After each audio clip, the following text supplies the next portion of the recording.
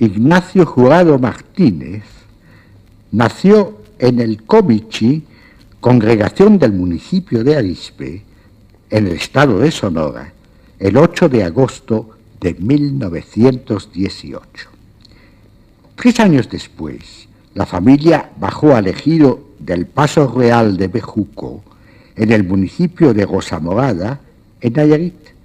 De allí, cuando la mamá enviudó por un quítame allá esas pajas, se trasladaron, eran 5 hijos, a la villa de Yahualica, en Jalisco.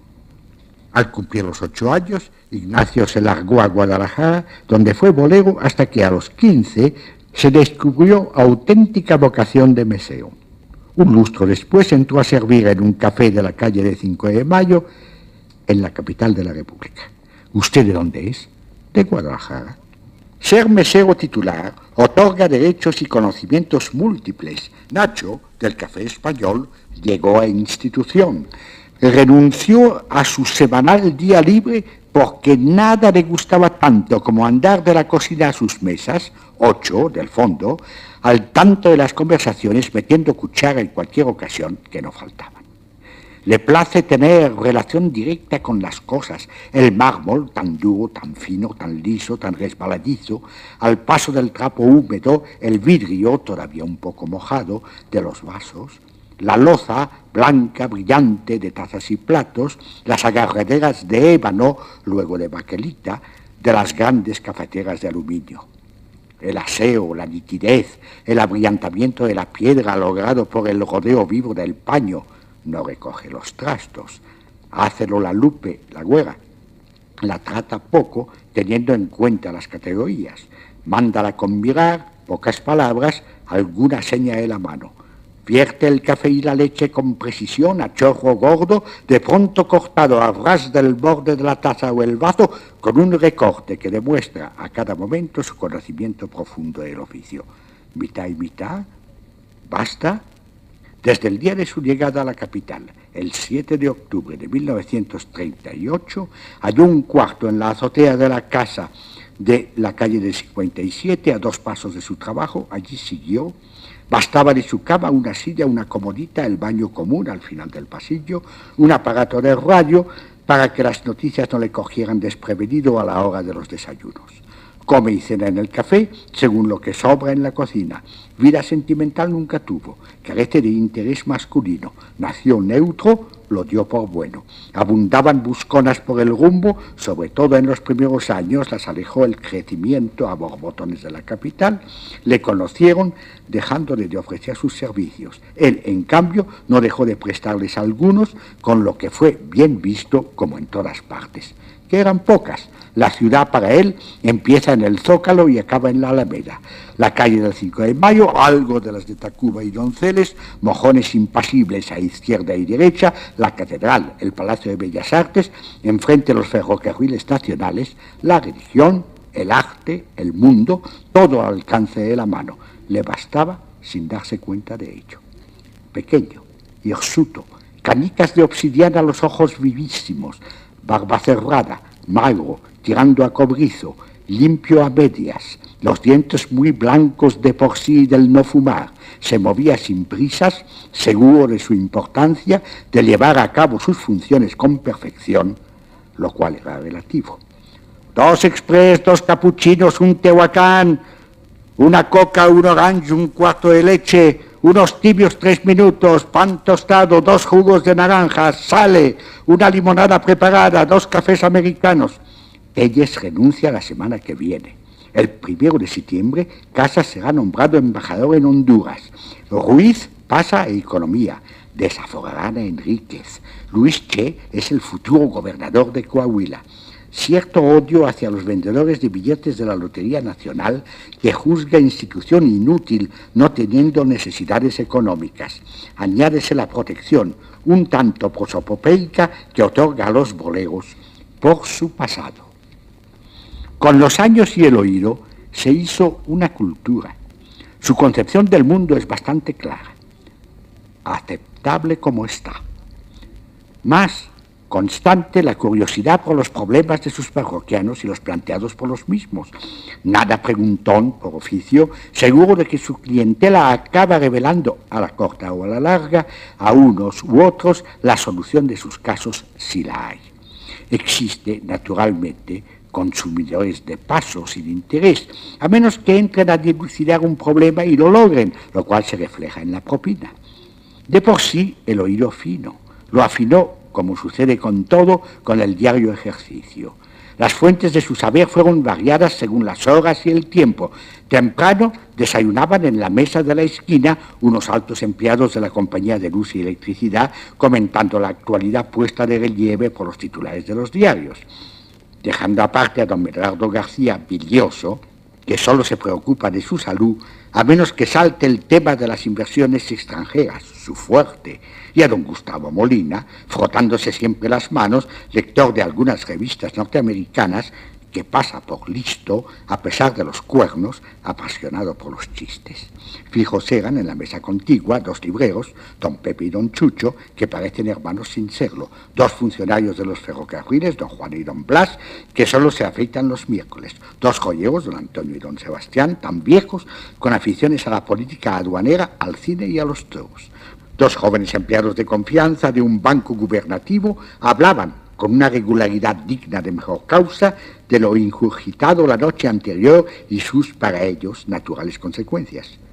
Nacho tuvo así, a lo largo de 5 años, al cabo de los cuales, por cambio normal de presidente de la República, pasaron a ocuparse de los problemas nacionales de la pesca, conocimiento preciso de las casas del enocinio de todas calañas, lo cual le dio autoridad hasta en ese tema, que no le atañía. Juntábanse a la misma hora en las otras mesas 3 masones dependientes de la Secretaría de Comunicaciones comentando tenidas y los avatares escondidos de la política nacional. El sonorense se dio pronto cuenta de que no se debían tomar muy en serio sus constantes vaticinios de cambios en los equipos burocráticos y ministeriales. En las horas semivacías que siguen, aparecen forasteros, se encuentran amigos que se ven de tarde en tarde, cuéntanse sus peripecias, el nacimiento del último hijo, el cambio de chamba, la perspectiva de un negocio, como les fue en un viaje reciente. Algún senador bebe agua mineral con un amigo particular en busca de recomendación, otro toma café con un conocido apenas que intenta lo mismo. De 2 a 3 y media, el café se puebla de oficinistas, de comunicaciones, de agricultura, del Senado, de correos, de Bellas Artes, del Banco de México, de ferrocarriles, cuyos edificios están construidos alrededor del Español. A las 2:35, don Luis Rojas Calzada se sentaba en su mesita cercana al mostrador, hablaba con Elena Rivas, la cajera, mientras trasegaba sus primeros tequilas antes de irse a la cantina de la esquina a seguir tomando y jugar dominó hasta la 1 de la mañana. Don Luis, cajero de ferrocarriles en tiempos de don Porfirio, se conservaba en alcohol, rojito, regileto, feliz. Faltó el 14 de junio de 1948 porque le enterraron esa misma mañana. Solo hablaba de lo muy pasado, el mundo para él acabó en 1910. Pegado a la calle, en la mesa que por la mañana ocupaban los de la compañía de luz, se reúnen antes de comer en un restaurante de las calles de Brasil, Celerino Pujadas, Nemesio Santos, Mauricio González y Norberto Moreno. Suele añadírseles algún conocido de todos. Para ellos no hay más universo que el que forjaron en la década de los 20, Carranza, Obregón y Calles. Discuten y añoran tranquilamente aportando datos, todos guardan, a su decir, documentos inéditos que causarán gran revuelo. Cuando Maitorena, cuando el general González, cuando el coronel Martínez, cuando Lucio, cuando Villa, que fue Villano, no hermano, perdóname, fue Cárdenas en 1929. A lo largo de los años, Nacho tuvo, por esa sola mesa, aunque algo unilateralmente, lo reconocía, un conocimiento pormenorizado de la revolución, anecdótico y parcial desde luego, pero suficiente para sus afanes históricos, lo que compensaba ciertas exigencias acerca de la temperatura de los brebajes que tragoneaban, tibio el café de don Nemesio y hirviéndole don Mauricio.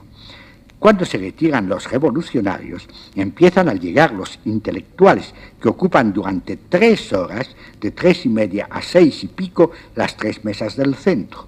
Los revueltas, Jorge Cuesta, Javier Villaurrutia, Octavio Barrueda, Luis Cardoza y Aragón, Lolito Montemayor, José y Celestino Gorostiza, Rodolfo Usigli, Manuel Rodríguez Lozano, Lola Álvarez Bravo, Lupe Marín, Chucho Guerrero Galván, Siqueiros, a veces Diego Rivera, hablan de literatura, de la guerra española, de arte, unos de otros, mal por lo común, de teatro, de política, de viajes, de las noticias de los ausentes.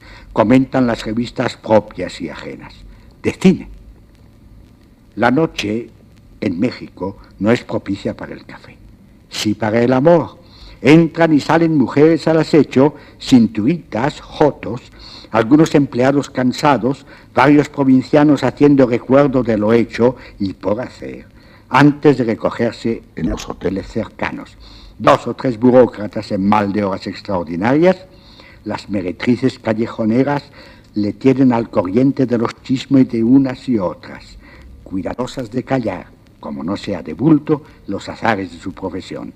A las 9:30 se bajan las cortinas de fierro.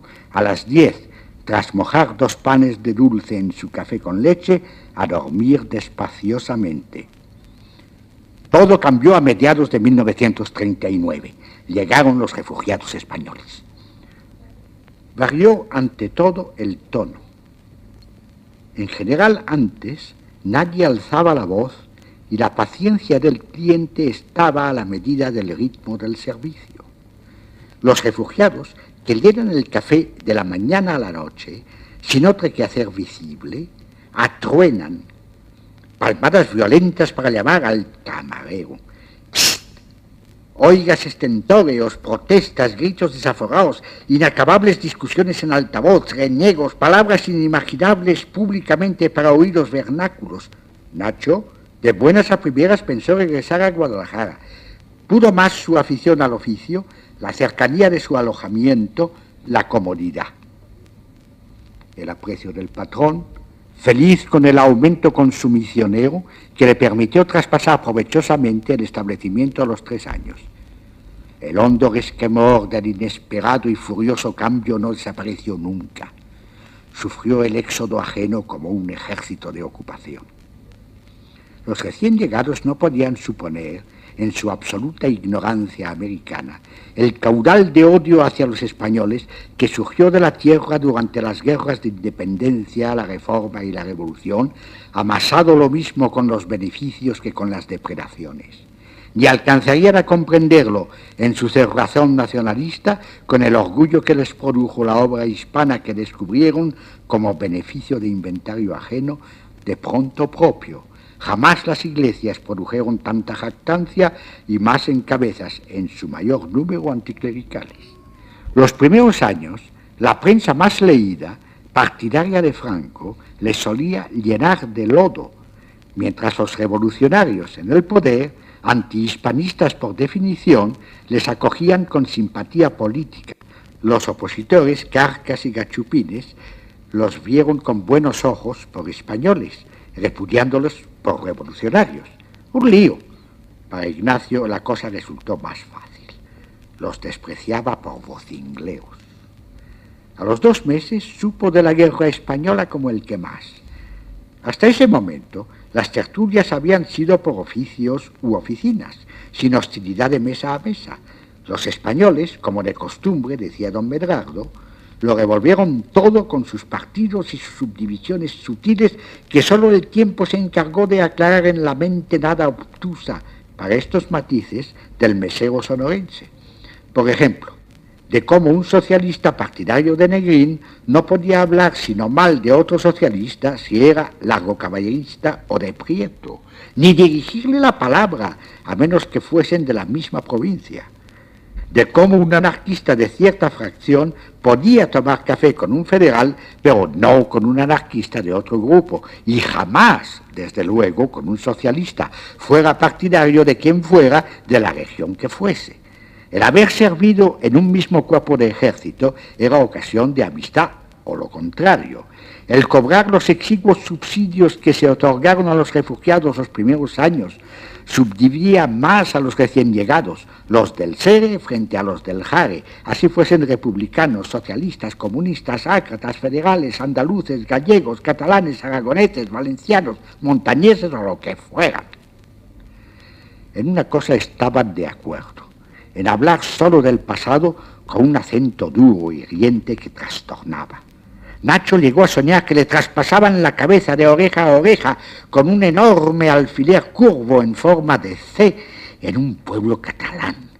De tanto español le nació la afición por Cuauhtémoc, que supo perder callando, rémora de cierta tertulia de los jueves por la tarde, de algunos escritores de poco fuste y mala lengua, amenizada por un coronel de tez muy clara y ojos azules, enemigo personal de Hernán Cortés y sus descendientes, que para él eran sin lugar a dudas todos los refugiados.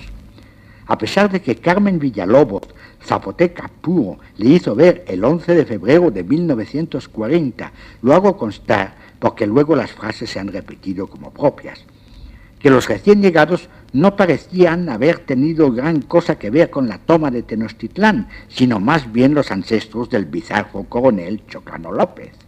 El mal era otro. Traíanse impertérritos en primer lugar y voz en rico, cuando yo le dije al general, cuando tomamos la muela, cuando yo al frente de mi compañía, de la compañía, del regimiento, de la brigada, del cuerpo de ejército, todos héroes, todos seguros de que a los 6 meses regresarían a su país, ascendidos, a menos que empezaran a echarse la culpa unos a otros. Si no es porque la 47 empezó a chaquetear, si no es porque los catalanes no quisieron, qué carajo ni qué coño, si no es porque Prieto, qué joder, si no es porque los comunistas, no hombre, mira ese, ¿qué se ha creído? Ese hijo de puta. Todos con la C y la Z y la L a flor de labio, hirviendo los aires, horas, semanas, meses, años. En general, los autóctonos emigraron del local. Quedaron los del desayuno, que los españoles no eran madrugadores, y los intelectuales. Ese grupo creció en número y horas. A los mexicanos se sumaron puntuales Pedro Garfias, León Felipe, Barba y Bastón, José Moreno Villa, tan fino, José Bergamín, como en el anterior, únicos en voz baja, Miguel Prieto, Manuel Alto Laguirre, Emilio Prados, José Herrera Petere, Juan Rejano, Francisco Giner de los Ríos, Juan Larrea, Sánchez Barbudo, Gaya, 20 más que trajeron aparejados otros mexicanos en edad de merecer, Alichu Macero, José Luis Martínez, Jorge González Durán, Octavio Paz. Con ellos transigió Nacho, a pesar de lo parco de las consumiciones. Ocupábanse del presente, hablaban de revistas y de libros. Pronto, el número se redujo por incompatibilidades personales a las que no solían referirse en voz alta. Además, las conversaciones variaban al aire de las circunstancias, lo que no era el caso en las otras mesas. Cuando atacamos la muela, si los murcianos no hubieran empezado a gritar, estamos copados, si el gobierno no hubiera salido de Naja el 36, cuando yo, no hombre, no, qué carajo, ni qué coño, la culpa fue pues joder, anda, ahora cuando volvamos no haremos las mismas tonterías. No solo las lides militares, los jueces, los fiscales, los directores generales, los ministros, rememorando siempre como si fuese ayer, y la esperanza idéntica, cuando caiga Franco. Ahí estaba el kid, cuando caiga Franco, cuando caiga Franco, cuando caiga Franco, horas, días, meses, años, vino la guerra, la otra. Contó poco. En Jaén, cuando atacamos, en el norte durante la retirada en Lérida, ¿qué te crees tú eso? En Brunete cuando y veíamos Córdoba. Si no hubiera sido por el traidor del general Muñoz, nos colábamos. Vete a hacer puñetas. En 1945 todo parecía arreglado. No hubo tal. Algunos murieron, Otros no aparecieron más por el café trabajando. Llegaron más, de Santo Domingo, de Cuba, de Venezuela, de Guatemala, según los vaivenes de la política caribeña. Lo único que no variaba era el tema ni el tono de las discusiones. Cuando caiga Franco, aquello no puede durar. Tiene que ser, tiene que caer. Ya leíste que es cuestión de días, de semanas, de meses, a lo sumo. Los que dudaban acababan callando apabullados. El ruido, las palmadas indicadoras de una inexistente superioridad de mal gusto, la algarabía, la vagabunda, la estridencia de las consonantes, las palabrotas, la altisonancia heridora, días, semanas, meses, años, iguales a sí mismos, al parecer sin remedio. En 1952 entró a servir en otro turno Fernando Marín Olmos, puertorriqueño exilado en México por partidario de Albizu Campos, cabeza cerrada y encerrada de los independentistas de Puerto Rico. Pronto, Fernando Marín fue confidente de la indignación que le producían el tono y las salidas del mismo los temas obsesivos de los refugiados españoles. No compartió el isleño esa opinión, antes muy al contrario. Nacho cesó inmediatamente su lamentación. Le molestaba hablar con quien no fuera de su parecer. Su reconcomio siguió solitario, carcomiéndole el estómago. De ahí cierta úlcera que desde entonces le ató al bicarbonato y al insomnio. Cuando caiga Franco, el día que volvamos. Las interminables discusiones hurgaban al sonorense de la glotis al recto. Pensó con calma, midiendo estrechamente ventajas y desventajas, cambiar de establecimiento. Tuvo proposiciones, una de San Ángel, otra en Puente de Vigas, otra al final de la calle de Bolívar, tan lejos de su casa que no quería abandonar a ningún precio, entre otras razones porque parte de sus obligados económicos solían pagarle allí los intereses semanales de sus préstamos. Otros lo hacían en el café. El Watercloset era buen despacho. Sin contar que no quería perder la compañía de Fernando, siempre dispuesto a sustituirle mientras despachaba con su cliente la editora. Marín solía discutir con los refugiados españoles acerca de las ventajas e inconvenientes del atentado personal.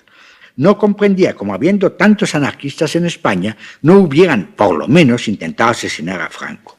Los comunistas se oponían asegurando que no serviría de nada su desaparición violenta, como no fuera para reemplazarlo por otro general de la misma clase. Los republicanos objetaban sus propios convencimientos liberales. Algún federal opuesto a la pena de muerte se sublevaba con la sola idea.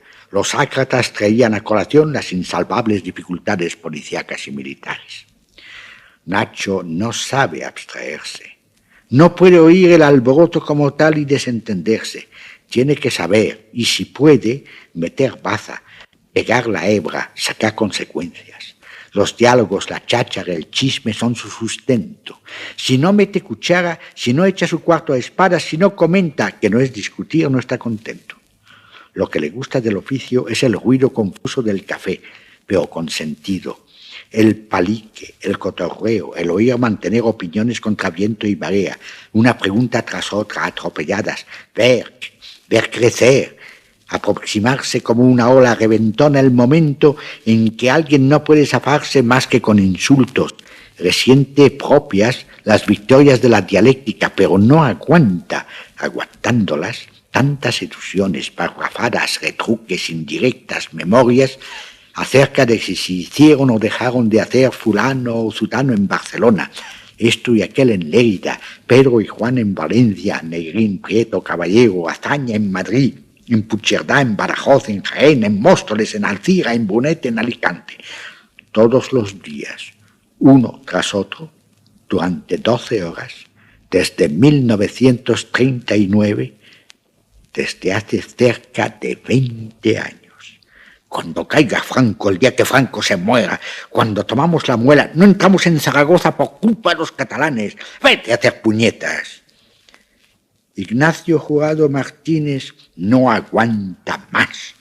A lo largo de sus insomnios, el frenesí ha ido forjando una solución para su rencor. Entrevé un café idílico al que ya no acuden españoles a discutir su futuro enquistados en sus glorias multiplicadas por los espejos fronteros de los recuerdos. Resuelto el mañana, desaparecido el ayer. Tras tanto oírlo, no duda que la muerte de Francisco Franco resolverá todos sus problemas, los suyos y los ajenos hispanos, empezando por la úlcera.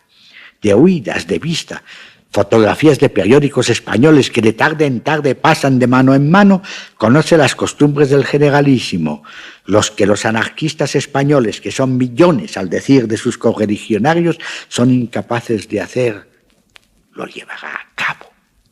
Lo hizo. El 20 de febrero de 1959 habló con su patrón, don Rogelio García Martí, haciéndole presente que en 20 años jamás había tomado vacaciones. Porque usted no quiso. Exactamente, señor. ¿Cuánto tiempo faltará? Mande. A veces, desde hacía tiempo, se le iba el santo al cielo aún en el servicio. No sé, pero no se preocupe, el sindicato le enviará un sustituto. ¿Para qué? Marcial, su entenado, no tiene mucho que hacer. ¿Dónde va a ir? A Guadalajara. ¿Por mucho tiempo? Pues a ver, 1 mes o 2. ¿Quién sabe? Pero volverá. Si no, ¿qué quiere que haga, señor Rogelio? También es cierto. ¿Y cuándo se va? Ya le avisaré con tiempo. Sacó su pasaporte. Tuvo una larga conversación con Fernando. México no reconoce al gobierno de Franco. El puertorriqueño le miró con cierta conmiseración. Chico, si no tienes algo más nuevo que decirme, ¿me vas a guardar el secreto? ¿De qué? ¿De que México? No. Voy a España. ¿De viaje? ¿Qué crees? ¿A quedarme en la mega mata? No, hermano. Con los que hay aquí me basta. Entonces, ¿a qué vas? Eso es cuestión mía. Chico, perdona. Quiero que me hagas un favor. Tú mandas. México no reconoce al gobierno de Franco. Chico, y dale. Me molesta ir con mi pasaporte. ¿Por qué? Pues cosas mías. Pero tú tienes un pasaporte americano. Por desgracia de Dios. Préstamelo. Nos parecemos como una araña y una jirafa. Perico lo arregla en 2 patadas. Nos cambian las fotos como si nada. Así se hizo.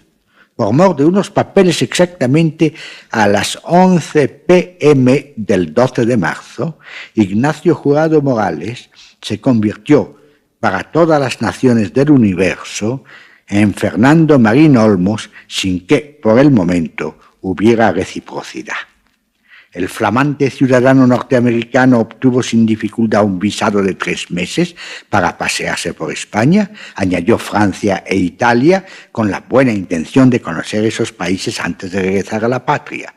Voló a España el 2 de junio en un avión de la compañía Iberia. En Madrid se alojó en el 16 de la carrera de San Jerónimo, en una pensión que le recomendó don Jesús López, que iba y venía con frecuencia de la corte a la ciudad de los palacios, como le gustaba decir, rimbombante y orondo representante de una casa de vinos de Jerez de la Frontera. Gastaba una de las pocas rayas en medio que quedaban. Peinado de libro abierto a la mitad, como decía Juanito el bolero, y reloj de bolsillo. Sabía por Fernando que en la embajada norteamericana de la capital española trabajaban algunos paisanos de la isla. Como sin querer, Nacho se relacionó a los pocos días con uno de ellos en el local del consulado de la Gran República. Para curarse en salud, evitando preguntas a las que no pudiera dar cumplida respuesta, se inventó una vida verosímil, salido niño de San Juan, años en Nueva York, sin necesidad del inglés, muchos más en México, de donde el modo de hablar. El 21 de junio conoció a Silvano Portas Carriedo, teniente de infantería, ayudante de uno de los 100 agregados militares de la embajada. Liberal de sí y de sus dólares, bien parecido, menudo, de ojos verdes, no daba abasto al tinto ni a las mujeres bien metidas en carnes de su real gusto, generalmente compartido. El sonorense iba a lo suyo sin esforzarse, callar y mentir no le costaba. Vivía el teniente Portas en un hotel de la calle de Preciados, en la que ocupaba 2 cuartos para mayor facilidad de algunos compañeros, que los pagaban a escote, utilizándolos de cuando en cuando. Silvano era de los pocos solteros de la misión. La palabra misión hacía gracia en el caletre más bien estrecho de Nacho. la misión norteamericana que le recordaba las españolas de California un poco más arriba de su Sonora natal y la que le llevaba a Madrid. El 18 de julio, víspera del gran desfile, convidó a Silvano Portas a comer en la villa romana de la Cuesta de las Perdices. El invitado prefirió dar vueltas por algunas tascas y freidurías en busca de pájaros fritos, a los que era muy aficionado, entre otras cosas, porque daban ocasión de distinguir entre los tintos vulgares ciencia en la que demostraba un conocimiento que dejaba atónitos a los dueños de las tabernas. Recalaron hacia las 3 en el púlpito, en la Plaza Mayor, donde comieron muy a gusto una tortilla de espárragos. ¿Qué pasa contigo hoy, viejo?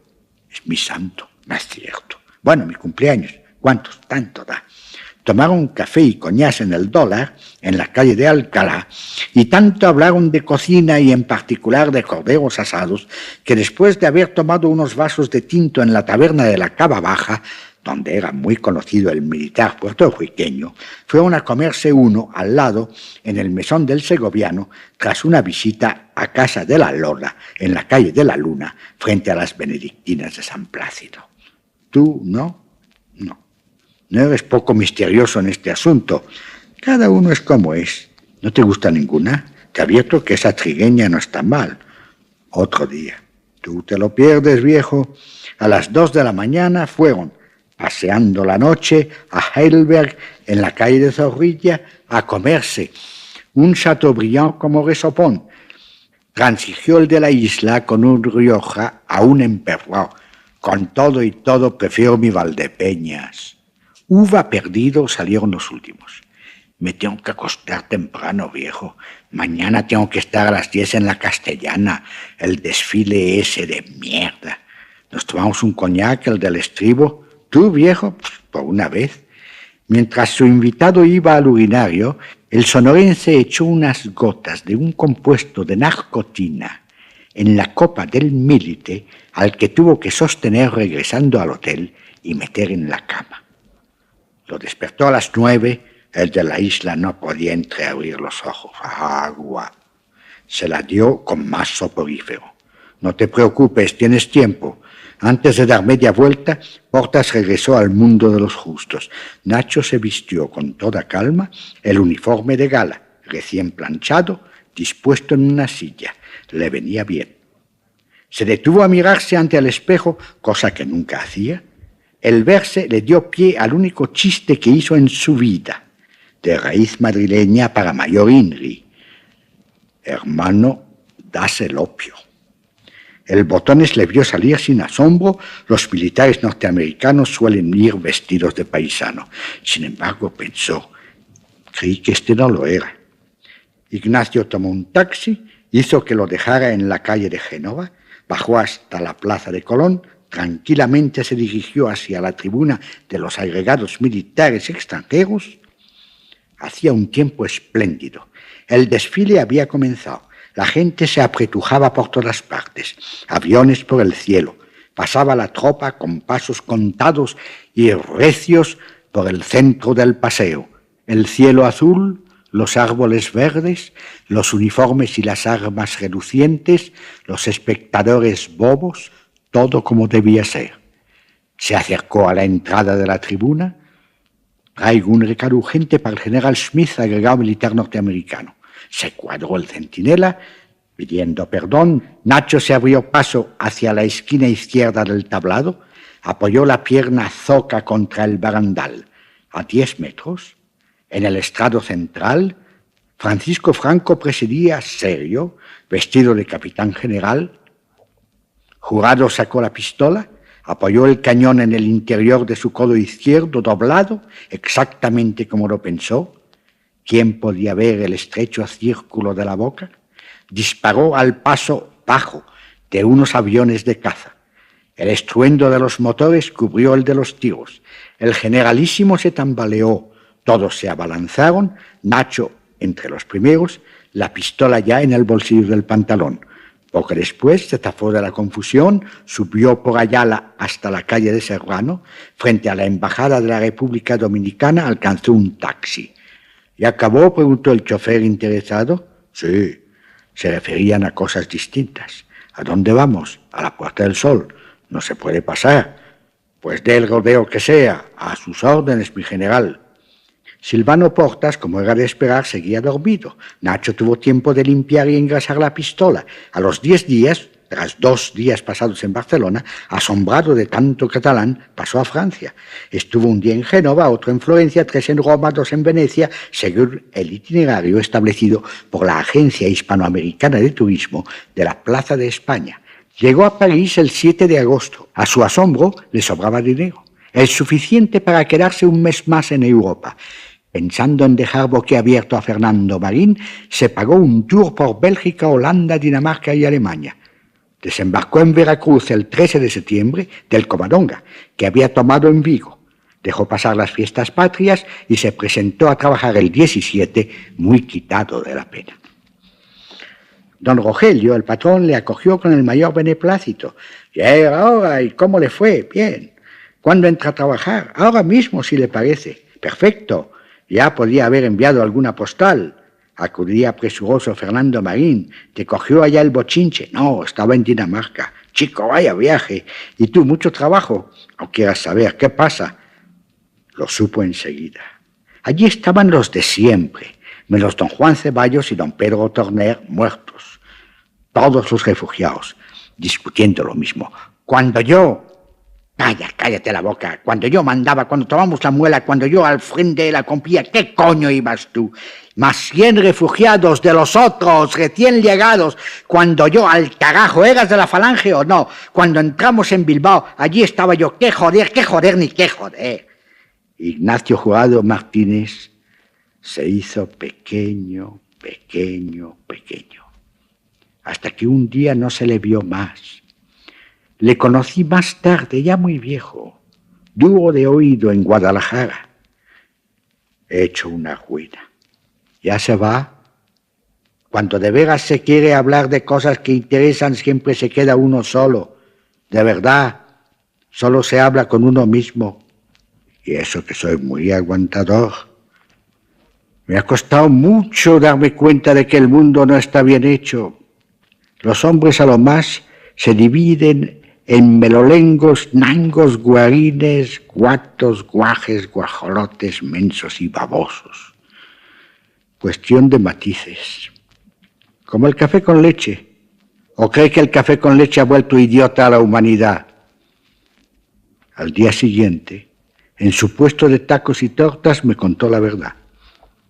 Guadalajara, amarilla y lila, tan buena de tomar, tan dulce de...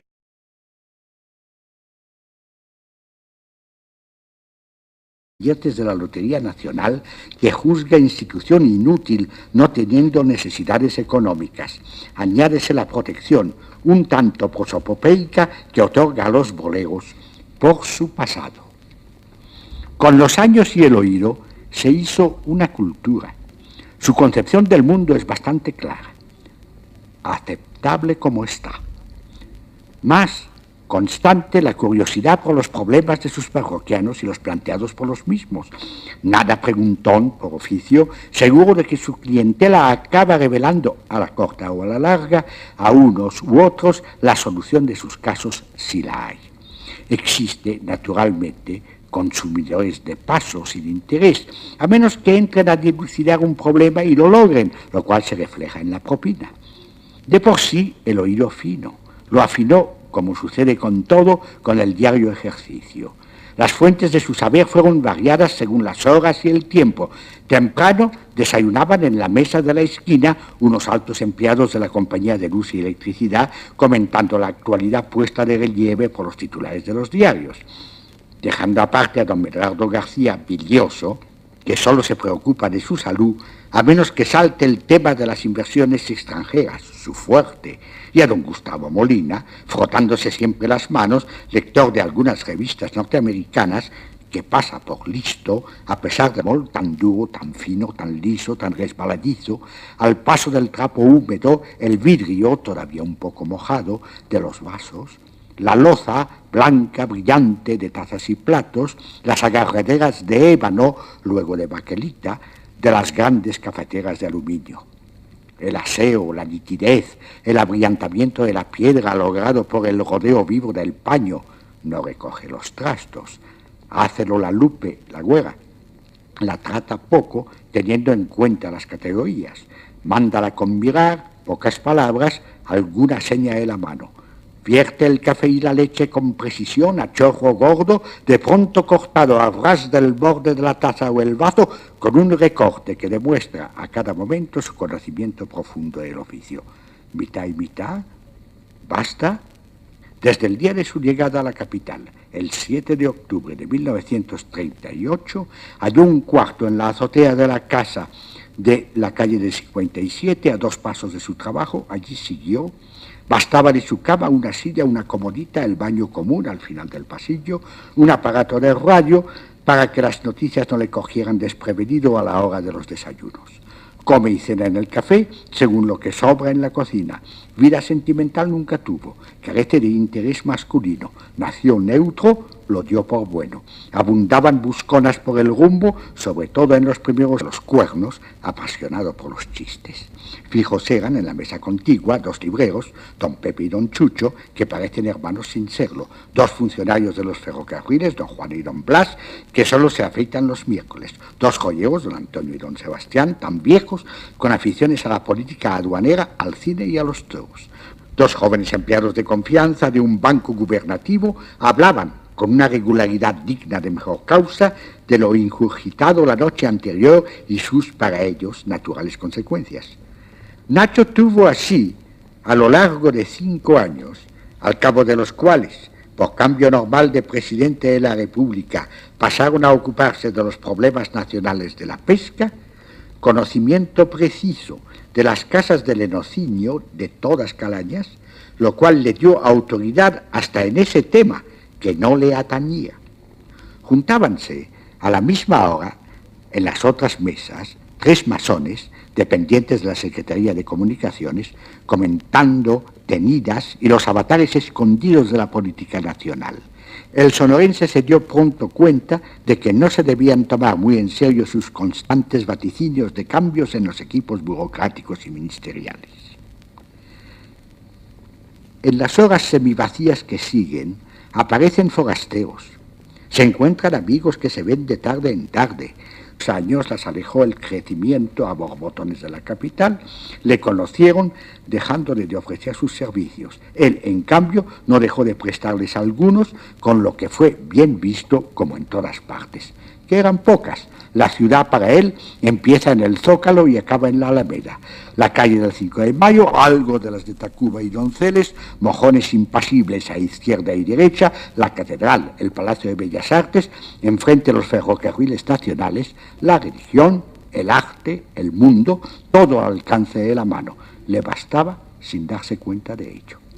Pequeño, hirsuto, canicas de obsidiana a los ojos vivísimos, barba cerrada, magro, tirando a cobrizo, limpio a medias, los dientes muy blancos de por sí del no fumar, se movía sin prisas, seguro de su importancia, de llevar a cabo sus funciones con perfección, lo cual era relativo.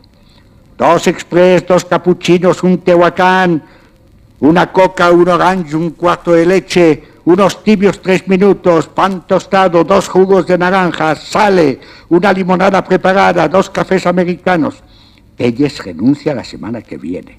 El 1 de septiembre, Casas será nombrado embajador en Honduras. Ruiz pasa a Economía. Desaforarán a Enríquez. Luis Che es el futuro gobernador de Coahuila. Cierto odio hacia los vendedores de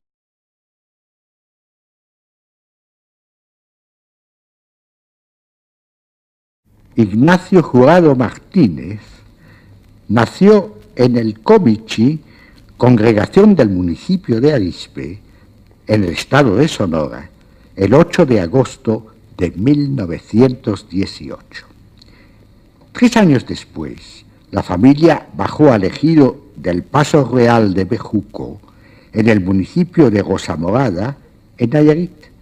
De allí, cuando la mamá enviudó por un quítame allá esas pajas, se trasladaron, eran 5 hijos, a la villa de Yahualica, en Jalisco. Al cumplir los 8 años, Ignacio se largó a Guadalajara, donde fue bolero hasta que a los 15 se descubrió auténtica vocación de mesero.